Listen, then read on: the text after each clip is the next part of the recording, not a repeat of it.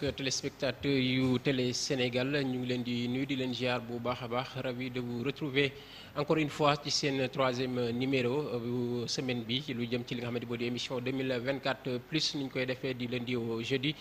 ni ki tey nag ñu fas yéene ci dalal honorable Samba Ndong nekk foofule ci au conseil des collectivités territoriales bokk ci li nga xamante ni moom moo di président nekk jiite président commission développement des pôles territoires foofule ci au conseil des collectivités territoriales nekk également secrétaire général national bu COGECAR moom la ñu fas yéene àndal ci li nga xamante moo di jotaay waxtaan bi ci sama droite également danañ ci ànd ak le grand chroniqueur Cheikh Kane mi may accompagner tous les jours ci li nga xamante moom moo di émission bi Cheikh yow laay dooree nuyu bi maa ngi lay nuyu di la ziar bu baax. waaw maa ngi delloo ziar encore une fois Ibrahima. di am mbégte mu rëy teew ci sa plateau. di nuyu internet yu ñu seetaan. di nuyu suñu invité donc comme d'habitude rek lépp lu ñu fi waxtaanee yàlla na doon gëneel ci ñun donc ci askan bi incha allah. honorable maa ngi lay nuyu di la ziar bu baax di la dalal ci Télé Sénégal bàyyi la nga nuyu ak mbokk internet yi. di nuyu bu baax day ziar. di nuyu Sénégalais yi di baalu ak. kilifa diine yi ak kilifa aada yi ak militants yi ak sympathisants ak xarit ak am si jàmm yi. di baalu ñëpp ak di baal ñëpp ak di ñaanal Sénégal jàmm ak salaam. di koy ñaanal son excellence monsieur le président Macky Sall bi nga xam ne la noble mission au P4. bi ñu ko confié yal na ko yàlla may foofu noonu ndam comme ni ñu ko mos di amee. voilà. ñu koy jaajëfal bu baax moom honorable Samba Ndong nekk honorable ci conseil des collectivités territoriales honorable yow la ñuy dooree waxtaan bi gannaaw bi nga xamante ni tabb nañu nguur gu yees lu jëm ci li nga xamante ni moom moo di élection présidentielle yi nga xamante ni moom la ñu génn ci 24 mars bi nga xamante ni moom la ñu jógee ñu tabb ki nga xamante moo di président Bassirou Diomaye Faye mu wutu seen mentor le président Macky Sall après 2 semaines yi nga xamante ni teg nañu gouvernement bi d'abord première lecture bi nga xamante ni da nga koy def ci composition gouvernement bi nga xamante ni le président Bassirou Diomaye def na ko ak li nga xamante ni moom moo jëm ci rationaliser certains ministères groupé ko ci li nga xamante ni moom moo di gouvernement bu yees bi. Bon d'abord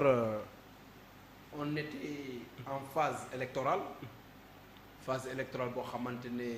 c'est des promesses yu ñu jaay ay sénégalais. waxoon ne il y aura entre des réformes le Sénégal devait choisir entre des réformateurs et des radicales le radicalisme et le réformisme ñu choisir le camp des radicales et radicalisme nag ko dégg dans le mouvement des grands concepts idéologiques un radicalisme mooy ñi nga xam ne dañuy def la tabula rasa ñooy ne lépp loo xamante dañ ko fekk dañ koy détruire déconstruire ko totalement créer une nouvelle boue créer une nouvelle mayonnaise qui va prendre forme et qui compte émerger. Mais malheureusement, j'ai vu que depuis leur accession au pouvoir, bon, ils ne font que copier. Ils nous avaient promis un gouvernement très restrictif, très sélectif et restrictif, c'est-à-dire mooy li nga xam ne gouvernement bi dañ koy tronquer pas tronquer mais dañ koy wàññi réduire wàññi. donc te man loolu gisuma ko ci parce que soo defee le décompte ça fait aux environs de 32 ministres qui siègent au palais. qui siègent autant pour moi au niveau du table du conseil des ministres autour du table du conseil des ministres mooy soo jëlee le ministre secrétaire général président avec les secrétaires yi nga xam ne ñoom ñooy jàppale ci ministre yi ci yenn affaires yi ak ministre portefeuille yi donc secrétaire yooyu nga secrétaire d'état yooyu nga xam ne secrétaire d'état képp koo xam secrétaire d'état xam ne rang ministre la yor portefeuille bu dëgër di jël ay décisions donc je me suis dit que ils ont promis de la rupture malheureusement il y a zéro rupture dans la pratique dans la forme et dans la typologie il y a pas de rupture et là maintenant on attend autre chose mooy lan mooy ne c'est des gens yi nga xam ne ils ont eu à fréquenter le système qui connaissent très bien le système qui connaissent les arcanes de l'administration qui ont eu à se bénéficier même des directions ou bien des sous-directions ou bien des ministères on les a vus dans le gouvernement donc tey lu may wax rek rien n'est nouveau sous le soleil tout est éclairé par le soleil et personne ne peut se départir de ce soleil qui nous éclaire la lumière, qui nous donne la lumière et qui nous éclaire les voies. Donc tey ça ne voulait pas la peine de durer et de perdurer dans la formation de gouvernement étant donné que comme xale ni ñu ko waxee lii yëpp lii la. donc jaru ko woon ñuy baragouiner di dugg ci gauche ay droite di def affaire di def affaire populisme bi jaru ko ci waaye nag dara ki nga xam ne moom la Sénégalais fay muy Bassirou Diomaye Faye mu le président de la République cër bu ma jox président Macky Sall rek laa koy jox parce que institution la mais su glissé nag dans le terrain politique je vais le répondre directement sur le plan politique mais tant que institution dañ koy bàyyi xool fu nit fu ñuy mujj ak seet bi ak fu ñuy mujj ak évaluation yi ak fu ñuy mujj ak seen promesse donc loolu daal benn package la boo xamante ne ñoom ñoo ko jaayal Sénégalais yi ñu ngi leen di Sénégalais yi jënd nañ ko jox nañ leen ko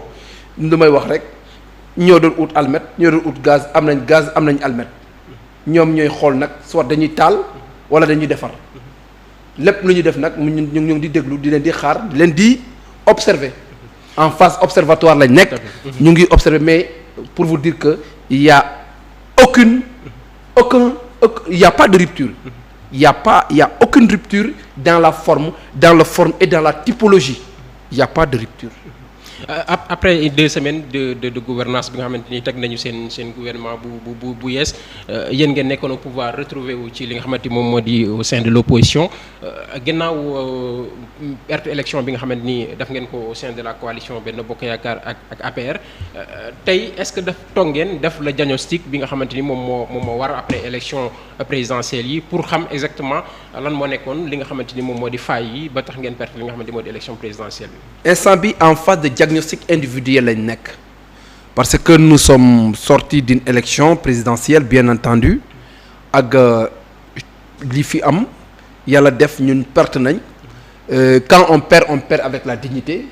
quand on perd avec l'humilité quand on perd avec l'engagement et le dévouement man li may wax rek sur le plan personnel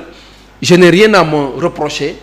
parce que li ma waroon sur le plan de la communication def naa ko li ma waroon sur le plan de la mobilisation def naa ko li ma waroon sur le plan de la proximité def naa ko li ma waroon aussi sur le plan vis-à-vis entre moi et entre les militants et ma modeste personne entre ma population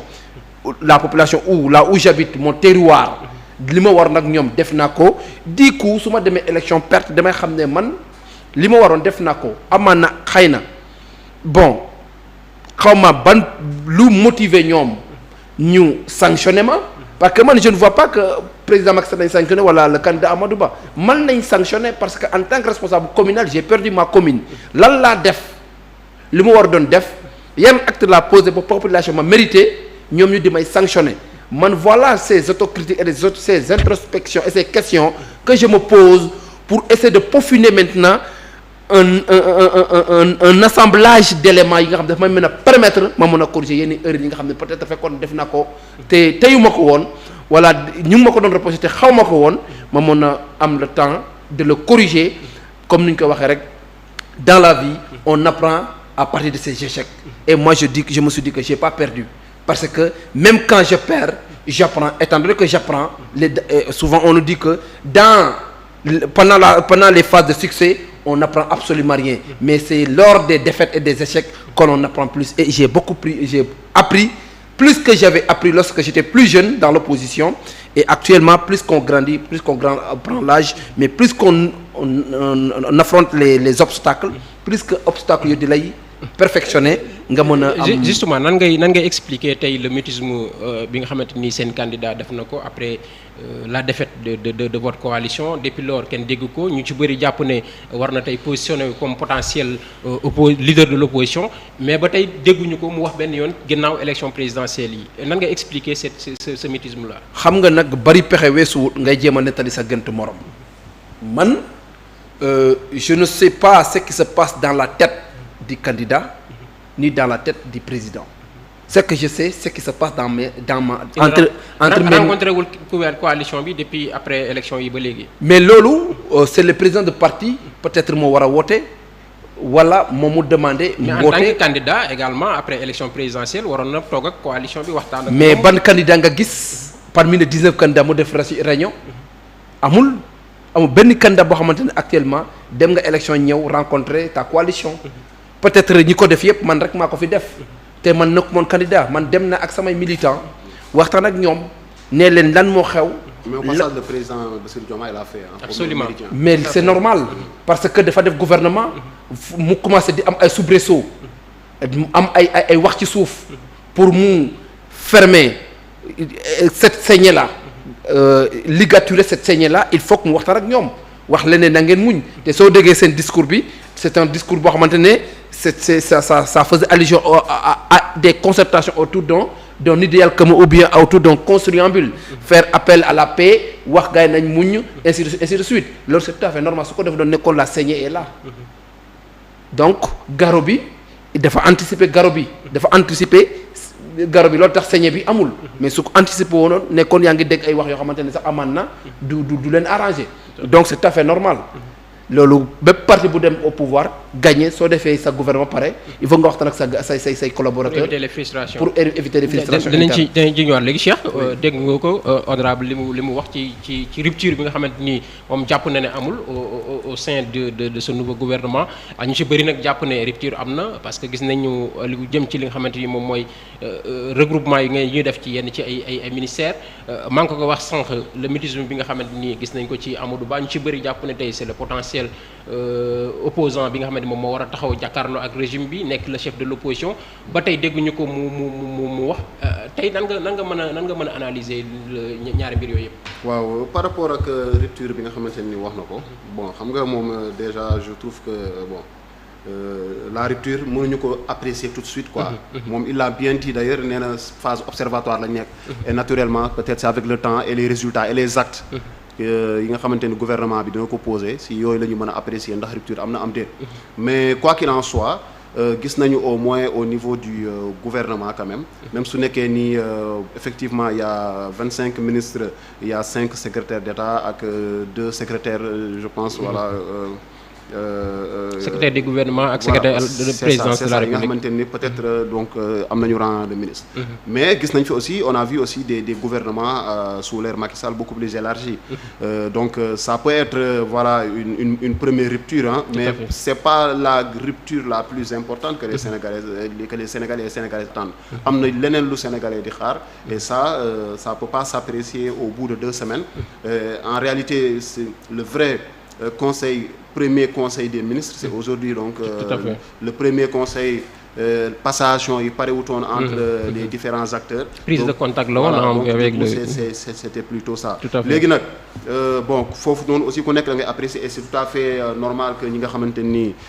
ils sont dans l'opposition le Benno Bokk Yaakaar et les autres partis qui se réclament de l'opposition aussi bon et l'opposition a vocation de s'opposer donc naturellement il faut tamit voilà il faut souligner des griefs par-ci et là pour voilà quand même wane ni tout n'est pas rose donc peut-être pour aussi mettre la pression si gouvernement bi nga xamante ni mu ngi fii nii le gouvernement du président Bassirou Diomaye les concernant Benno Bokk Yaakaar ak candidat bi nga xamante ni moom la yóbboon élection présidentielle muy Amadou Ba donc l'ancien premier ministre gis nañ ne ginnaaw bi mu ñàkkee élection yi donc effectivement sortie bu mu def de façon officielle mooy bi mu demee reconnaître sa défaite féliciter ki nga xamante ni mooy président Bassirou Diomaye mais vis-à-vis des militants donc il a dit tout son honneur aussi quand même bi mu amoon par rapport à confiance bi ñu amoon ci moom maintenant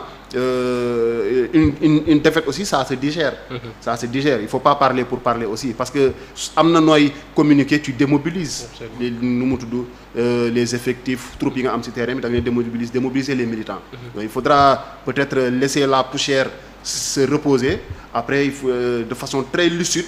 def quand même un bilan et je sais que en tout cas je le pense que la coalition Benno Bokk Yaakaar c'est une coalition qui a exercé le pouvoir pendant 12 ans donc am na expérience te du ñàkk ne dina toog jël temps bi mu war a jël ba nga xamante ni dina jàngat li tax déjà élection yi ñu ñàkk ko moom en tant que responsable aussi wax na lu am solo nee na moom à son niveau déjà moom il s'active pour xam lan moo tax dans sa propre commune ou bien en tout cas si gox bi mu nekk lan moo tax bi yoon ñu sanctionné ko mais pas forcément le président Macky Sall wala Amadou Ba mais beneen côté bi aussi on peut se dire une lecture il peut subir des dégâts collatéraux peut-être moom dans sa commune il travaille bien mais comme on dit l'élection présidentielle c'est un rendez-vous d'un homme et son peuple peut-être am na ay rëq-rëq yi nga xamante ni am na si au niveau central bi nga xamante ni peut-être ça conduit peut-être au niveau de sa commune ou si goxam nit ñi jël beneen posture peut-être si c'était une élection voilà locale wala législative et cetera peut-être le résultat pourrait être différent parce que foofu moom ak gars yi la mais bi yoon c'était un président qu'il fallait élire te am na ay conséquences yu bari yi nga xamante ni peut-être moom il peut être impacté par rapport à ça mais Amadou Ba en tout cas jusqu'à preuve du contraire c'est lui le chef de l'opposition parce qu'il est arrivé deuxième à l'élection présidentielle devant quand même très loin devant ses suiveurs quoi yi nga xamante ni ñoo ko topp parce que lui il avait plus de 30% derrière nga gis ay 0, et cetera ay 1 ou 2% donc dafa doon li nga xamante ni moom aujourd'hui incontestablement c'est le chef de l'opposition mais est-ce que Amadou Ba est prêt? Est-ce qu'il est prêt voilà est-ce qu'il est prêt à s'opposer? Bon ça il est le seul à pouvoir nous le dire oui. Mais est-ce que le parti est prêt à le laisser aussi avoir les coudées franches pour pouvoir quand même liggéey pour l'intérêt du parti est-ce que parti bi lañ bëgg na ko est-ce que parti bëgg na Amadou Ba donc ki nga xamante ni mooy seen porte-étendard est-ce que ñoom bëgg nañ loolu aussi c'est des questions qu'on se pose mais je pense que c'est dans leur cuisine interne ils vont s'activer ils vont faire le nécessaire pour pouvoir quand même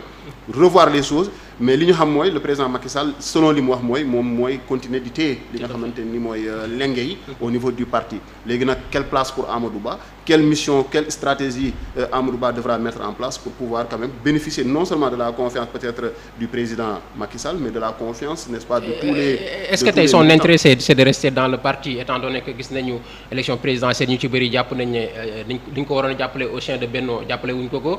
perte nañ élection yi le président Macky Sall jël na les affaires courantes jox ko le président de l'Assemblée nationale muy Mame Diop pour mu gérer parti bi en attendant est-ce que tey Amadou Ba dana am gëdd boobu noonu pour des au sein de la coalition pour mener ce combat dans l'opposition waaw loolu comme je l'ai dit toujours c'est à Amadou Ba de décider moom li mu bëgg est-ce que il veut s'affirmer est-ce que pour s'affirmer bu desee ci parti bi est-ce que parti bi mën na ko may les moyens de s'affirmer en tant que leader de l'opposition su ko parti bi mënta may loolu ça veut dire et que moom am na ambition affirmer wu incontestablement comme un opposant il faudra qu'il prenne ses responsabilités c'est-à-dire dafa war a peut-être génn ci parti bi créer mbiru boppam donc forcément il va démobiliser je sais que les politiciens n'aiment pas trop ça mais dans les rangs du Benno certainement il y a des souteneurs de Amadou Ba yoo xam ne peut-être mën na leen yóbbaale mais pour l'heure on peut pas quand même anticiper dire qu'il va sortir ou bien il va pas sortir mais je me dis il y aura des rencontres forcément avec le président Macky Sall avec les différents cadres de Benno Bokk Yaakaar et en ce moment-là par rapport ak li ñu nar a teg ci loxoom et par rapport à ses intérêts et ses aspirations peut-être Amadou Ba il n'a plus d'ambition présidentielle j'en sais rien peut-être qu'il n'a plus d'autres ambitions donc loolu yëpp si ça dépend de la personne aussi li mu bëgg est-ce que li mu bëgg aussi waa parti bi dinañ ko may wala waa coalition bi dinañ ko may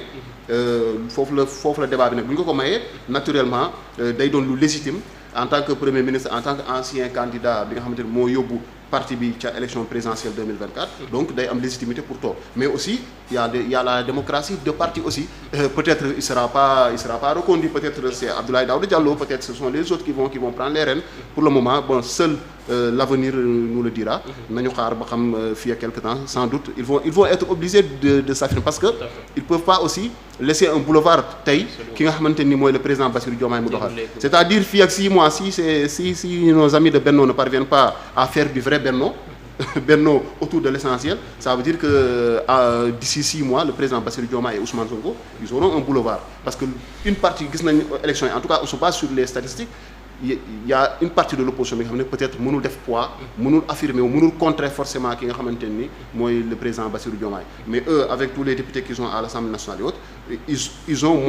ont matière à faire pour pouvoir quand même mener une opposition saine vis-à-vis de la politique du président Bassirou Diomaye. Honorable mu nga wax sànq je pense que ce benno bi muy wax sentiruñ ko lool ci élection présidentielle yi parce que ñu ci bëri day jàpp nañ ne yenn ci leader nañu waroon a jàppale votre candidat muy Amadou Ba jàppale wuñ ko même le président de la République bi nga xamante ni bokk na ci ñi nga xam ne ñoom ñoo ko tànnoon taxawaay bi mu waroon a am tey ci candidat bi defu ko est-ce que jàppoon ne loolu bokk na ci pièce maîtresse yi tax tey seen candidat perte li nga xamante moo di élection présidentielle. bon perte élection présidentielle président Macky Sall daa am lu ko tënk président Macky Sall c'est un très grand homme un grand républicain qui connaît très bien les rouages de l'État donc yoon mayu ko woon moom mu wàcc ci base bi ne day politique parce que déggoon nga beaucoup de journalistes sax en parler su ko defee waru ko def ainsi de suite pour aussi reste distant gérer les choses ak ministre bi nga xam ne ministre de tutelle ñu gérer affaire yi ba mu correct loolu rek la mënoon doon nguur nag li may wax rek képp kuy wax ne muyowuñ la mayo yaa ngi salit parce que am na ñoo xam ne cité nañ leen ne muyowuñ la mayo te ñooñu ils ont gagné dans leur commune ñi nga xam ne dañuy wax ne ñoom Amadou Ba gars yi dañ leen doon xeex ñooñu on les a détruits je ne dirais même pas frappé di comment dirais-je battu de dañ leen on les a humiliés dans leur commune te ñëpp ñiy jóg di wax ne président dafa trahir war a ñooñu yëpp c'est des traîtres yoo xamante c'est des traîtres qui sont sans vergogne amuñ jom amuñ benn scrupule parce que nag bala nga ne naam ne fa mënoo nekk ne da ngay wax ne da ngay politique man tey li may wax ma ne ko même suñ gagné woon ñun élection présidentielle suñ ko gagné ma perte sama commune sama conscience mayuma may réclamer victoire parce que man li may wax rek man sama bopp laa xam li may yëg laa xam li may liggéey laa xam tey li ci am solo yàlla wax ne nguur man maa koy jël heure gu ma neex maa koy foqate heure gu ma neex dama koy jox ku ma neex joxoon nañu ko en 2012 ñu ànd ak fierté jël na ko en 2024 mais où est le problème décision divine kenn mënu ci dara c'est un pouvoir temporel le pouvoir spirituel le temporel c'est le peuple à travers le peuple Dieu s'est manifesté en portant son choix sur Bassirou Diomaye Faye mais loolu am mais ñu bëri jàpp nañ ne tey xëy na Benno mënoon na ñàkk élection yi mais peut-être pas cas bi nga xamante ni noonu la demee perte ko ci premier tour parce que ñu ci bëri jàppoon nañ ne tey Benno bu ñu taxawee ni ñu waroon a taxaw avec l'appui du président xëy na mënoon nañu dem au second tour parce que ñu ci bëri dégg nañ leen lu ci mel ne Bara Dolly dégg nañ ko mu wax ne président de la République woo na ko mu ne ko bul jàppale Amadou Ba moment bi ñu jëlee décision jàppale ko dégg nañ également ki nga xamante ni ex conseiller président la muy Omar Sow également am na ci ay kàddu yoo xam ne yëkkati ni ko teg ci ko président si ñi nga xamante ni président teg na ko également à une semaine de l'élection présidentielle génne les potentiels adversaires de Amadou Ba ñu battre campagne aussi yooyu yëpp c'est des signes yoo xamante ni sénégalais yu bëri jàpp nañ ne. waaw mais ci li léser Amadou ñaar ñooñu nga cité. wax ma ñoom fu ñu toj dans leur commune dans leur quartier ñoom fu ñu toj lu ñu def qu'est-ce qu'ils ont gagné qu'est-ce qu'ils ont une fois gagné qu'est-ce qu'ils ont apporté au président en matière de politique publique en matière de connaissances académiques en matière de vie professionnelle et en matière de base politique légale lu ñu indil quelle est la matière qu'ils ont apporté à la coalition Benno Bokk Yaakaar au président Macky Sall. Omar Sow am na base politique waaye Yeumbeul également. na déglu ma. am na fa base politique ci parlant en politique base yombul su amoon base mu gagné fii Dakar amul benn militant APR buy wax ne am naa fi base politique soo koy wax ci ay caaxaan nga nekk dangaa jaaxaan ba pare di tuuru di këpp ndox nañ bàyyi caaxaan fii ñun Dakar di bas au sommet di sommet à la base ñun ñëpp nañ wàcc muye ji la mayo kenn ci ñun amul base politique loolay dëgg yéen yi nag duma ci dugg parce que yéen ni xamadi la reewaange ñàkk kersa ñàkk ngor ñàkk yar ñàkk xam fi ngay teg sa tànk yàlla si la mayee nguur su ko nangoo da ngay gëm yàlla am na ñoo xamante ne nag wax dëgg neex la duma dugg ci seen yi wax ay président woon na ma pourquoi waxu ko woon au début buñ ko waxee pourquoi amul audace wax ko dangay toog boo jaan bi romb boo li bi fu mu jaal ngay dóor ci li bi ci passerelle bi loolu amul njëriñ nit ki looy wax da nga koy wax fu mu safee ak fu mu moomoo wax jooyu fu mu moomoo foofu lañ koy waxee li ñuy wax ni amul benn njëriñ amul benn pertinence ce n'est que des propos diffamatoires à la limite honteuse et haineux yooyu nag nit koo gis ak éducation bi nga am ak ni nga defee politique la politique politicienne là ça doit être révolu ñun nekkuñ ci yooyu président Macky Sall a rempli sa mission c'est nous qui devons remplir notre mission et ils ne l'avons pas fait c'est ça la vérité et Sénégalais aussi ils nous ont sanctionnés et acceptons ces sanctions et essayons de changer de comportement de pratique loolu mooy wax ji moo gën nekk fii di tirer sur le président wala waaye nag man président nag am na ay ndaw yu am fula ñun duñ toog fii liggéey pendant ñun man mii depuis 2006 la ànd ak président Macky Sall 2022 la am nomination 21-22 tey j'ai toujours alerté dama doon alerté dans le parti boo ñu ne Samba Ndong est l'opposant dans le régime parce que dama doon wax ne comporte président Macky Sall comme dafa la doon wax ministre yi ne wàcc leen seen base yi gouvernement de combat laa bëgg de wàcc leen seen base yi ubbi leen seen téléphone yi da leen di wax ak nit ñi. donc da nga jàpp ne arrogance moom moo tax population bi sanctionné. une partie c'est de l'arrogance une partie c'est de l'arrogance et le peuple soo fàttee li la fal day gaaw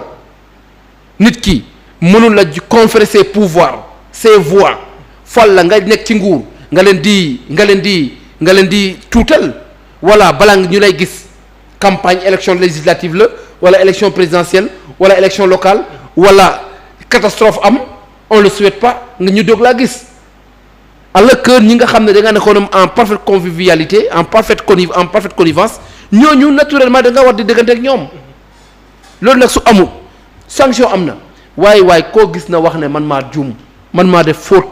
gis nga faute man j'assume mes erreurs te ci loolu lay woo tous les responsables de l'Alliance pour la République et de la coalition Benno Bokk Yaakaar képp koo ci gis am na foo sooxe boobu nag na nga wax xam ne yow ci sa jëm bopp li la waroon ak sa peuple ndax def nga ko fekkee nag yow da nga koo def peuple bi wor la jël say responsabilité ak ñoom fekkee ne yow li la war ak sa population yow def nga ko mais le peuple s'est exprimé autrement assume tes responsabilités maanaam assumer ses responsabilités koo gis nag parce que en fait yow da nga ne peuple bi wor la non wor c'est-à-dire sa population wala peuple wala ginnaaw nga bëgg a wax non muy wor fekkee ne sa population sa commune da ngaa nekk ak ñoom sax ak ñoom jàmm ak salaam képp ku ci am problème yaa ngi ci guddeeg bëccëg muy yaay muy doom muy xale muy mag muy ndaw lépp luñ loo mën yaa ngi koy def ak ñoom lépp lu am yaa ngi koy def ak ñoom élection dem wote luñ la jëla say responsabilité question de choix la aussi politique ngay bàyyi xanaa xaw ma looy jël non parce que yow foofu mooy sa base suffrage ñiy dëkk foofu noonu ngay laaj ñooñu boo leen ne tey en fait c'est un peu revanchard tout à fait parce que wote luñ la yow léegi da ngay génne sa loxo si lépp waaw mais ma ne koo gis daal say appréciation personnelle nga am. waaw mais dama jàpp ko c'est pas. man moom soo ma woree man soo ma woree. mais est-ce que wor la. non c'est pas les gens en fait il faut accepter une chose aussi. les gens ont la liberté. non j'ai pas dit le contraire. Laissez-moi y venir. J'ai pas dit le contraire. Écoutez, moi je vous explique un peu en fait vous avez un programme les autres ont un programme. Pourquoi vous ne vous dites. Le peuple sénégalais ne s'exprime pas en base d'un programme. D'accord mais quand même respectons le peuple sénégalais un peu. Pourquoi j'ai dit qu'il faut le respecter. Qui a insulté le peuple sénégalais pour wax le peuple vous dites que le peuple ne s'exprime pas. Non, écoute, ce que j'ai dit c'est clair et je l'assume. J'assume entièrement déglu ma j'assume entièrement mes propos dama la ne sa commune sa terroir fi nga dëkk ànd ak ñoom jàmm fekkee ne li nga sax ak ñoom war nga xam nga wax naa fi arrogance de notre côté mooy ne lu ñu waroon ak ñoom peut-être defuñ ko moo tax ñu sanction yi waaye fekkee ne ci suñ biir ñëpp mënuñoo ñàkk a def lu leen war ak seen population am na ñoo xam ils ont assumé leur devoir de responsable politique vis-à-vis de leur base politique vis-à-vis de leurs militants vis-à-vis de sa population quand je parle de la population sa commune fekkee nag yow li la waroon yépp def nga ko ak ñoom te wargaluñ la assumer sa responsabilité maa ngi yow man ma dëkk sa commune ma élire le maire n'est-ce pas ñu dem élection présidentielle ce n'est pas toi le candidat du parti keneen moo nekk candidat du parti moi je peux habiter votre commune ma votel la si biir commune ba nga doon maire mais nga ñëw élection présidentielle ma bañ a votel candidat bi nga jàppale. kooku sa engagement personnel la. non waaw dama ne en fait il faut comprendre c'est pas en ce moment là c'est pas une sanction contre vous en tant que maire mais c'est que le candidat que vous avez choisi. non ne parle pas de ça. Le maire a une appartenance politique et idéologique. Appartenance parfois xam nga yow tey mën nañu gox yu bëri Sénégal yenn saa da ngay gis opposition mën na ko gagner parti pouvoir di ko gagner mais parfois ki fa nekk day téye foofu noonu. de telle sorte am fa base ba pare li mu seq ak population yi tax na ba population yi moom su laajee pour boppam population yi dañuy ñëw jox ko léegi nag yow da nga indi keneen comprendre nga ne kii maa koy parrainer entre guillemets. politique amul keneen. waaw mais non la règle politique la règle électorale et la règle politique leurs intérêts aussi. non waaw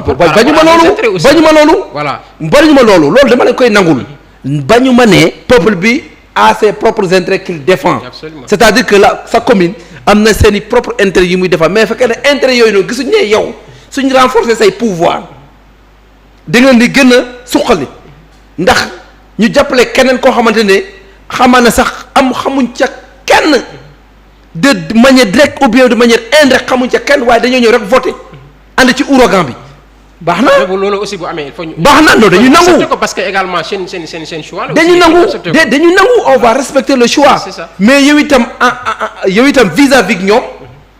si jafar say choix. choix boobu nag koo gis yaa xam nooy toj sa bopp ci nax. absolument Samba noonu muy bopp ci naxam ak Ousmane bu muy tojee bopp ci naxam bokkul. koo gis daal li may wax rek politique moom. politique la ay matière électorale amul amul lii amul sentiment. dangaa far ñu jàppale wuñ la sanctionné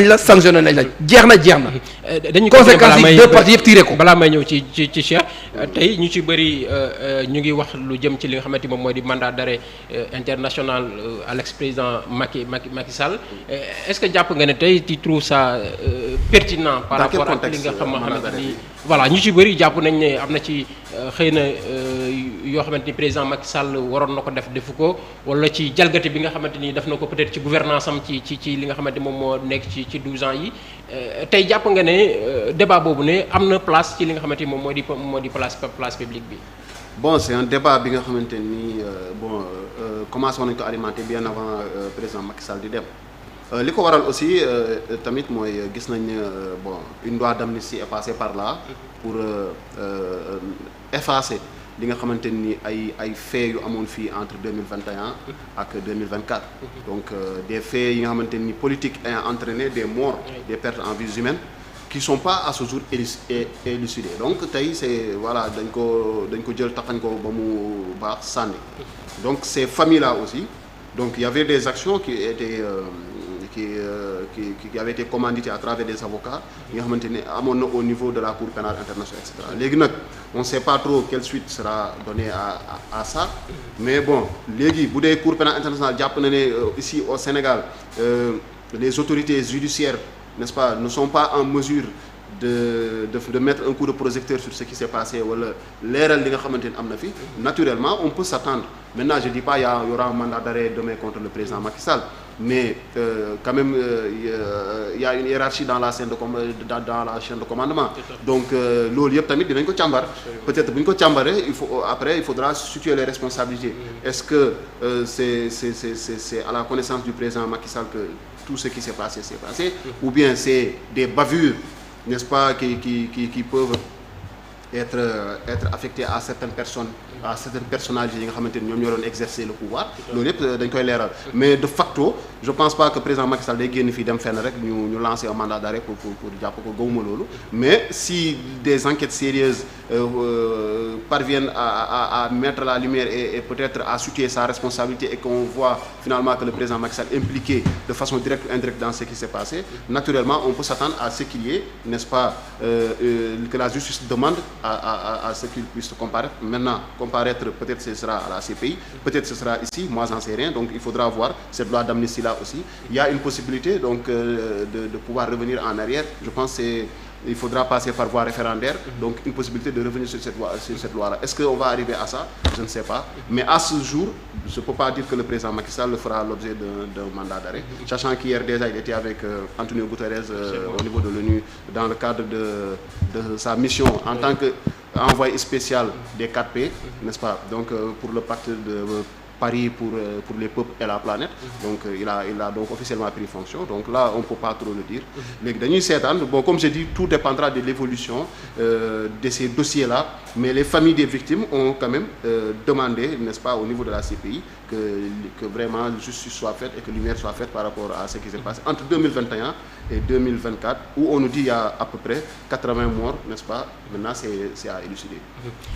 Honorable est-ce que c'est une question boo xamante ni yéen a ko doon xaar ñu soulever ko ci li nga xamante ni moom mooy débat politique bi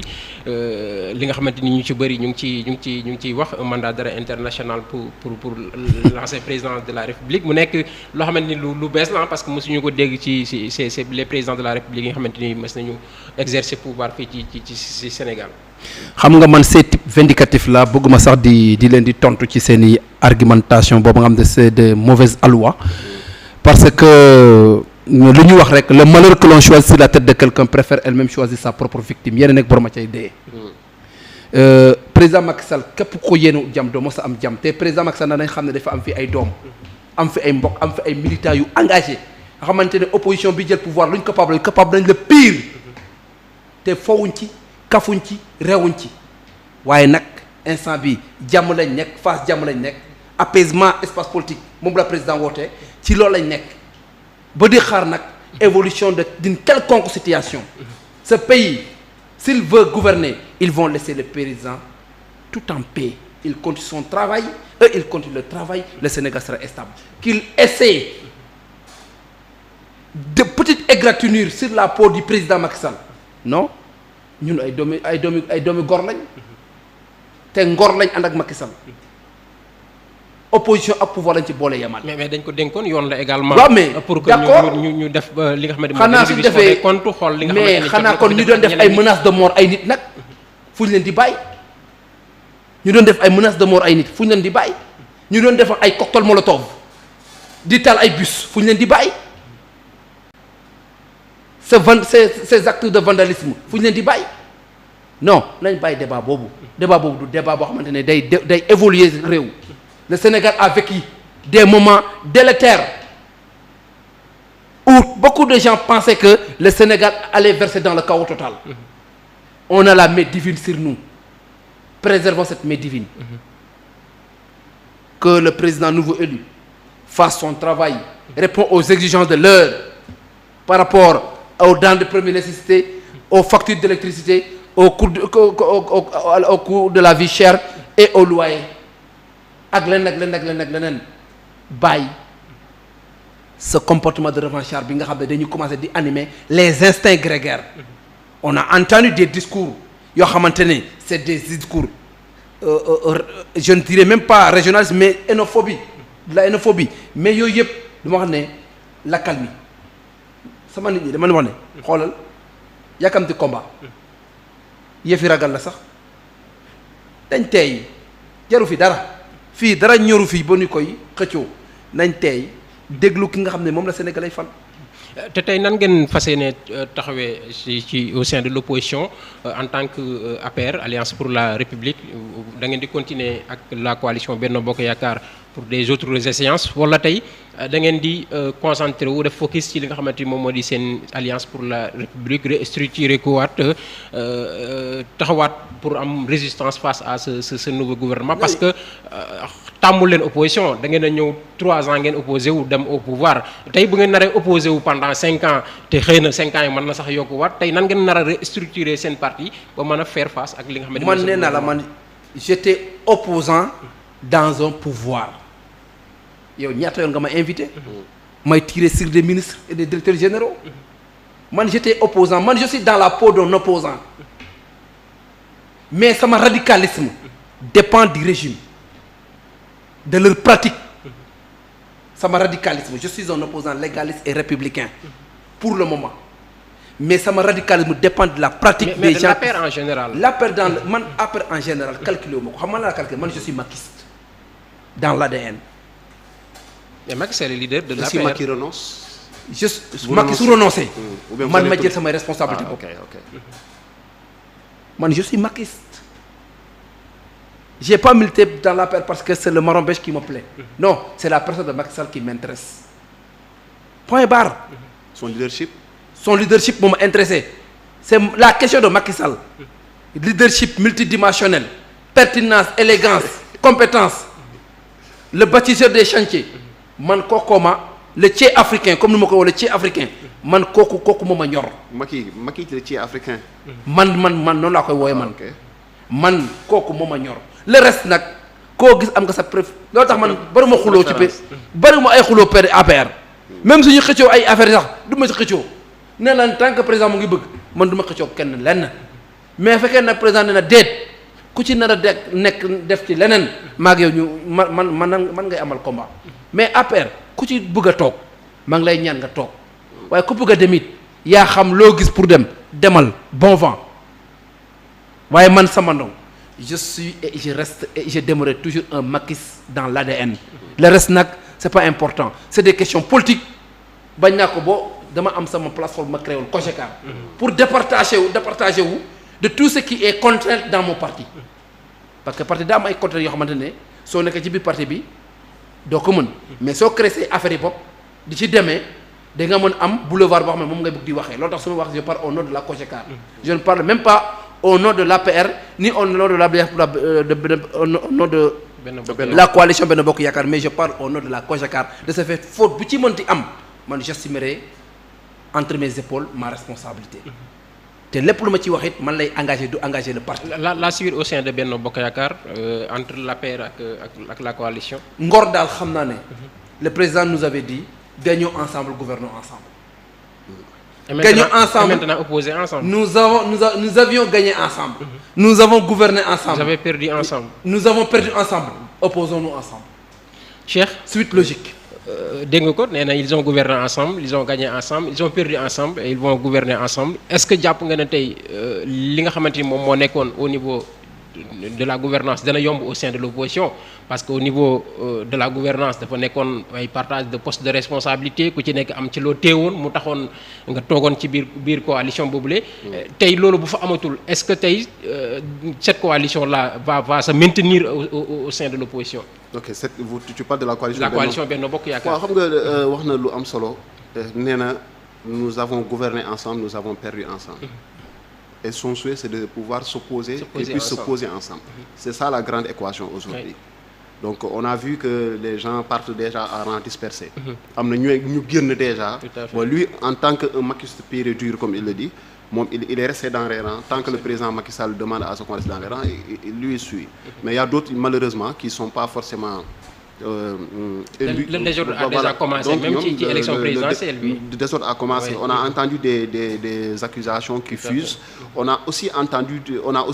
constaté des silences qui en disaient long. Absolument. Donc tey li am au niveau de Benno Bokk Yaakaar xam nga s'opposer ensemble c'est très difficile par contre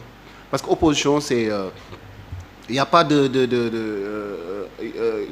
carotte à distribuer. Donc c'est très compliqué donc nit ki bu si àndut ak ngëm-ngëm ak pas-pas peut-être du ànd ak yow et peut-être que ils vont devoir s'opposer pendant 5 ans ou 10 ans. Te loolu day doon li nga xamante ni quand même c'est une traversée du désert. N'est-ce pas, où beaucoup qui ne sont mus que par leurs intérêts crypto-personnels peut-être que dinañu abandonner li nga xamante ni mooy le navire Benno Bokk Yaakaar wala tout simplement le navire APR. Mais c'est dans l'ordre normal des choses aussi que nit ñi di ànd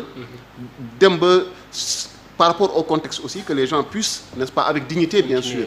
pouvoir prendre des chemins divers. Donc loolu day doon li nga xamante ni mën nañ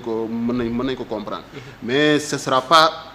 aussi facile de gouverner de s'opposer ensemble comme on gouvernait ensemble. Parce que là il y a rien à distribuer. Alors qu'avant il y avait des choses à distribuer, il y avait des postes de direction, il y avait des postes de ministre, il y avait pas mal de choses. Il y avait aussi des postes au niveau du conseil du Haut Conseil des collectivités territoriales. Il y avait pas mal d'enjeux yi nga xamante ne amoon na autour et aussi l'État détenait les moyens. Donc fii ko boo doonee président donc tu as les pleins pouvoirs sur pas mal de choses yi nga xamante ni donc vraiment nit ñi bu ñu si bëggee dinañ si mën a jot par rapport ak seen compagnonnage am déet. Mais léegi li am mooy ça risque d'être difficile, mais naturellement, comme le PDS, quand ils ont perdu le pouvoir, entre-temps, beaucoup sont partis. Et moi, je pense qu'ils ne pourront pas maintenir cette coalition-là intacte pendant tout ce temps, ainsi que la coalition Diomaye Président. Ils ne pourront pas maintenir cette coalition-là intacte jusqu'aux prochaines échéances électorales. Il y aura des gens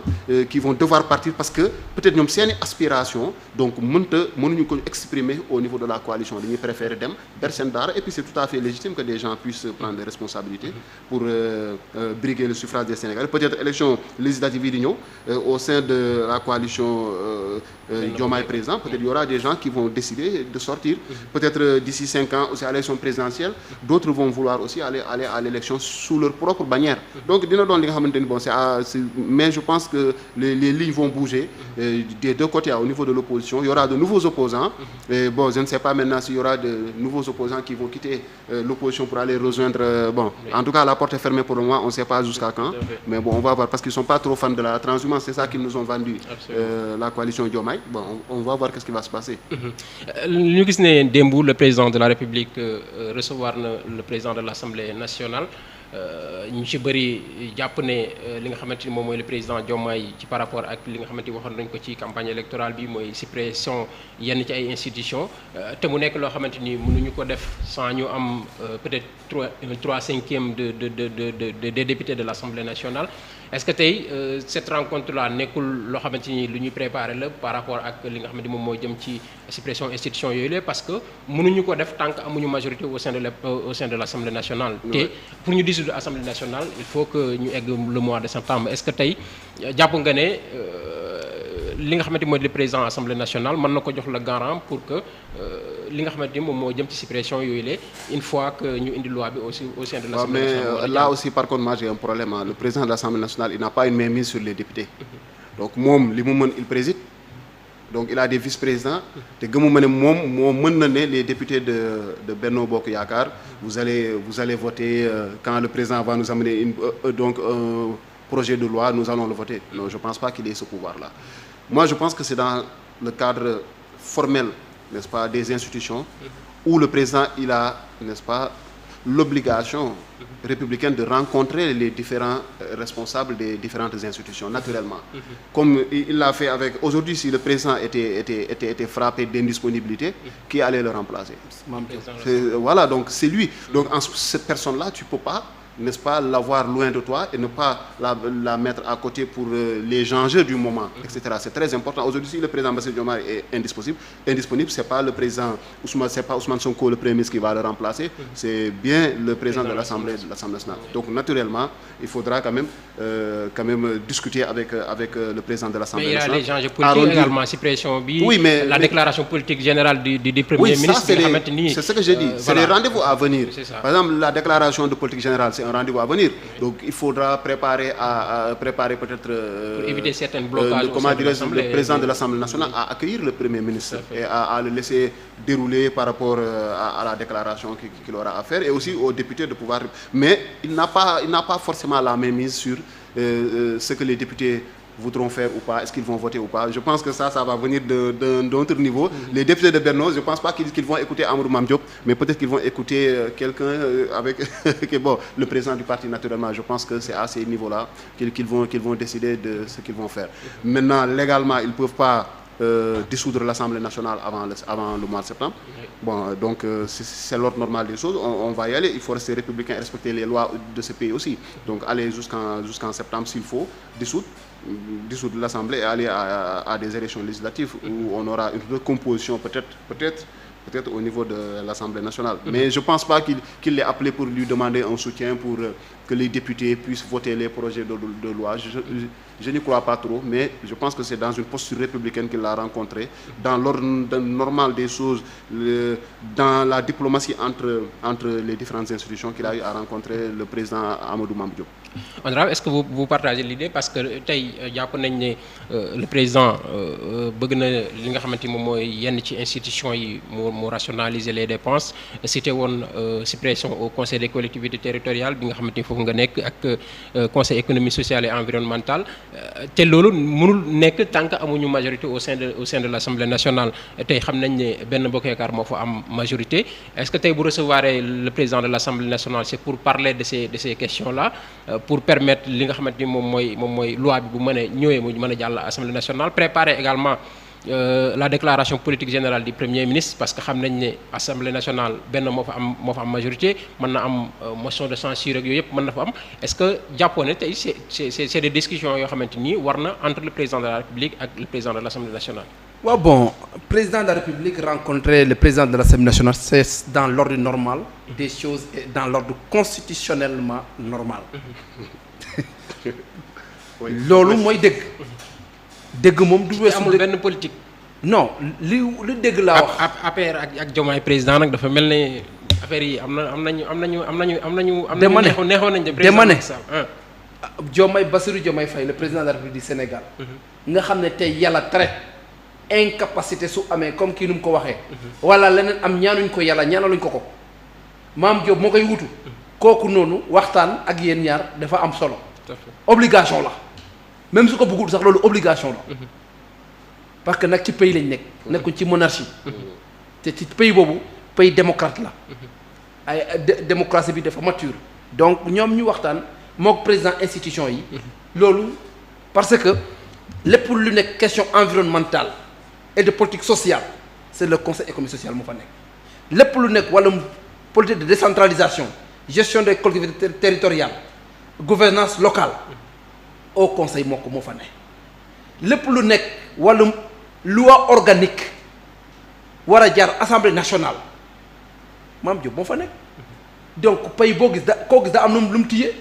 ñooñu nag waxtaan ak ñoom wax dëgg neex yàlla pour neexal affaire bi la te gisuma sax nag la pertinence ñu ne xawma je ne sais pas dañuy supprimer ay di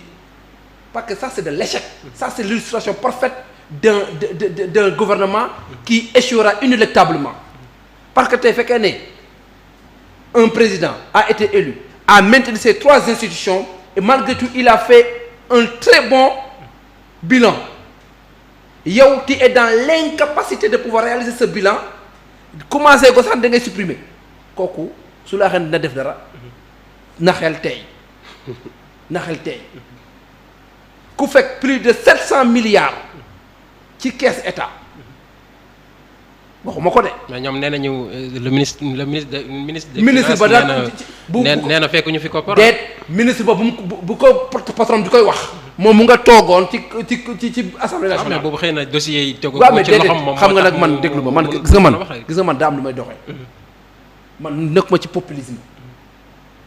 gis nga man su ma nekkee ci dara même soo nekkee ne damay paaka dañ ko teg ci put man sama no man dama koy wax. gaw ma dem ba jot ci li nga bëgg commencé di wane njàmbaar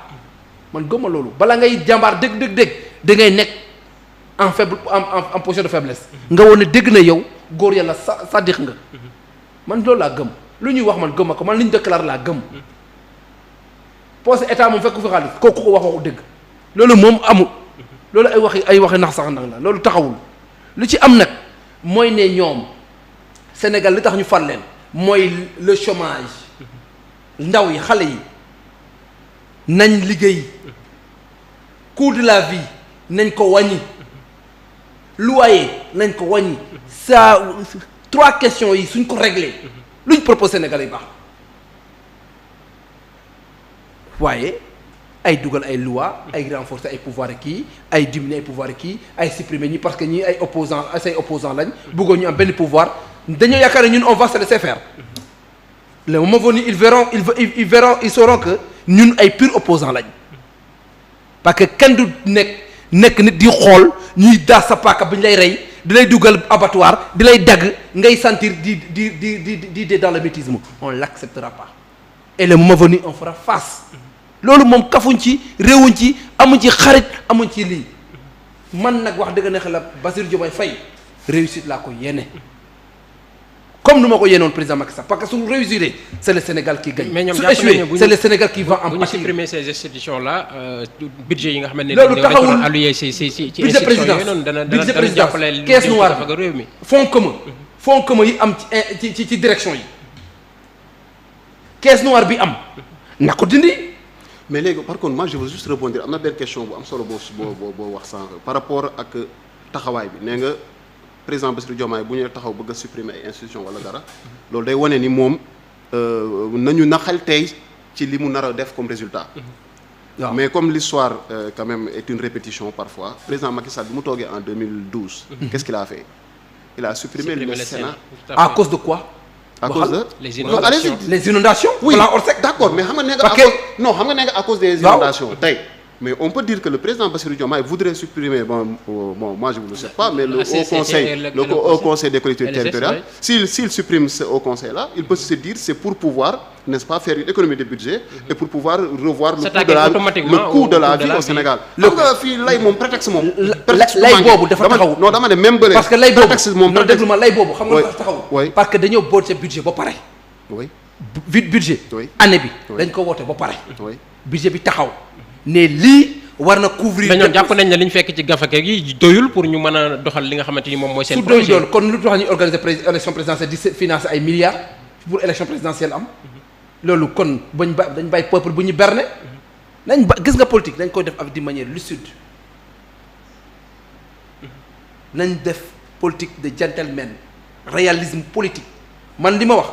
man nee naa leen man damay nangul Diomaye 100 jours dama koy nangul man sama ndaw xam nga lu tax mosul fréquenter état mosul occuper poste boo xamante ne poste décret la état di koy joxe donc pour mu min les arcanes les rouages nekk en parfaite connivence avec les politiques publiques yor le rétroviseur comme ça di koy xool mën a xame mën a ràññee il faut que ñu may ko temps mu xool fu muy teg tànkam loolu dama koy nangu loolu tax tey wax ci moom lu ñaaw loolu amaan na xol bu naqari lay doon wala yéenewu ko jàmm mais actuellement dañ koy may phase observatoire déglu ko xool ko 100 jours yooyu nag su paree temps de grâce bi même jigéen sax soo ko labatee ba mu sëy si mag yi dañ lay wax ne il faut nga may ko temps mu miin waa kër gi xam jéem a jël des empreintes yooyu nag su passé temps de grâce boobu day jeex ñu mu nekk nag en face ak affaire yooyu nag man dama koy nangu pour tout pouvoir hein pour tout pouvoir c'est tout à fait normal loolu man dama koy nangu waaye nekk fii ne damay supprimer lii damay def lii damay jël ay fonds yëpp ak DER ak nangam yooyu taxawul gis nga fu fi nekk li urgent question mais seen projet la également parce que dañ leen ko nangul parce que coalition ni ñu ko waxati suñ ko mënee APR ba muy ñëw am na ci yoo xam ne fekkoon na ko fi ci yenn ci ay direction yu mel ne FN BAN yu mel ne FNB mais yooyu yëpp daf ko jël regroupé ko ci li nga xamante moom moo di ay agence donc te sénégalais yi waxuñu donc nañ leen ko nangul seen projet la peut-être moo xamante ni jàpp nañ c'est le résultat qui va bañu ma loolu c'est ça quoi man li may wax loolu suñ ko defee au profit des sénégalais nangu ma ko bañu ma ko mais xam nga luy problème bi mooy ñi nga xam ne dañ leen élire un mandat droit du travail moo fi nekk dañu am seen devoir boobu noonu li nga doon bañ soo ma dëgg dépenser le plus et en un temps record est-ce que loolu budget bi dina ko atteindre c'est ça la pertinence te institution yooyu du institution yoo xamante ne ay assemblée nationale ay ainsi de suite c'est des institutions qui font partie de la colonne vertébrale de la colonne vertébrale de la loi organique du Conseil constitutionnel donc tey soit le 3/5 ou bien voie référendaire te 3/5 moom assemblée nationale moom mënul nekk parce que dañ fa am nag ay députés yoo xamante ne suñ parti politique lañ fa nekkal. mais par contre la grosse difficulté en Afrique suñu état yi mooy aujourd'hui yéen vous êtes dans une posture de bataille c'est-à-dire si le gouvernement indi foofu ay projet de loi yéen déjà vous opposez à ces projets de loi là. non donc day doon li nga xamante ne loolu laa doon expliquer sànq. est-ce que tey du doon sans problème ci déclaration loolu tax aussi soo ñu ko reproché ko parce que ñoom dugal nañ fi motion de censure pour daaneel le gouvernement de Amadou Ba. fii fekk nañ fi loolu laa doon wax sànq est-ce que ñoom tey duñu sax dugal benn loi de censure pour déclaration politique générale. loolu wóoruma pour daaneel li nga xamante ni moom mooy. loolu moom wóoruma wax dëgg neex yàlla te loolu aussi honnêtement parler. fekkee ne ñoom ñëw nañ pour liggéey nañ leen bàyyi ñu prouver seen expertise. c'est ça la vérité. ay motion de censure moom kooku moom man moom wax dëgg neex yàlla ne ko waaye fekkee nag dañoo bëgg a xoxotal gars yi non nañ gars yi braqué wu. ngeen jàmmaarloo ak oui. Cheikh 2 minutes pour. mais en dehors de ça moom wax dëgg neex yàlla fekkee ne ñoom pour doxal rek moom leen tax a jóg. ñëw teg premier ministre door déclaration commencer le travail. ñu bàyyi gars yi koo gis ci li nga nekk parce que ñun au conseil ak conseil économique social c'est des organes consultatifs. Tout à fait. c'est des organes consultatifs te mbënn baa ngi ñëw am na leen yoo xamante ne c'est des paramètres ñaanuñ ko yàlla mais on vit dans un monde qui a ses problèmes sismiques qui a ses problèmes pluviométriques qui a ses problèmes de type divers donc yooyu su amee prévenir vaut mieux que guérir koo gis ak pàcc bu mu nekk parce que ñun ni tey les problèmes de phosphate des mines de Ndendori bu mu amee ay problèmes ñan ñoo ko lii ba mu bëgg amoon ay mort ngay ay manifestants ñan ñoo ko man mii maa ko réglé. Effectivement. et les coûts de milliards la dédommage bi nga xam ne moo amoon foofu ay plus de 120 milliards man maa dem avec le directeur des phosphates toog ak ñoom avec la population depuis fii ba foofu noonu dem ak sama équipe. waxtaan ak ñoom bañ jubboo ci yenn yi ñu ma ànd ak ñoom ba ci Omar Sane ministre des mines ñu waxtaan ñu trouver consensus mu fay gars yi ñun loolu mooy suñu liggéey nag on propose des lois au président, le président l'exécute l'utilise au niveau de au niveau des conseils des ministres après ñu acheminer ko assemblée nationale nekkul corps yoo xamante ne li ñuy def dañ koy génnee mais il faut que président adu ci ba pare ñu doog ko mën a génnee. Tout à fait. loolu mooy suñu liggéey. c'est des corps consultatifs mënoon di consulter nit à part di publier li nga consulter te consultance bi amatu njëriñ. mais malheureusement c'est ça que les Sénégalais n'ont pas compris. mais li ci am solo daal ñoom nañ doxal ñun ñu doxal suñ doxalin nag ci ñoom lay dépendre. mais ñu may leen état de grâce aussi ñu liggéey. non man bañu ma loolu juste 2 minutes pour terminer. gis nañ le premier ministre démb mu ngi woon ci building administratif pour def diagnostic par rapport ak li nga xamante ni moo des coûts de milliards yi nga xamante def nañ ko fa. am na ci ñaari directeurs généraux yoo xamante ni jot nañ leen a déglu pour ñu indi ay éclaircissement par rapport à ces coûts de milliards yi nga xamante ni def nañ ko foofu jàpp nga ne tey c'est une bonne chose pour xam exactement tous ces milliards là yi nga xamante ni dugal nañ ko ci building administratif te nécessité bi nga xamante ni waroon na ko amu ko ci li nga xamante moom moo di dispositif état bi. waaw naturellement c'est toujours une bonne chose nga def état des lieux parce que état d'avancement tamit dafa am solo quoi tey boo jëlee ay travaux nga engagé ko au nom du gouvernement sénégalais nga def ci l'argent du contribuable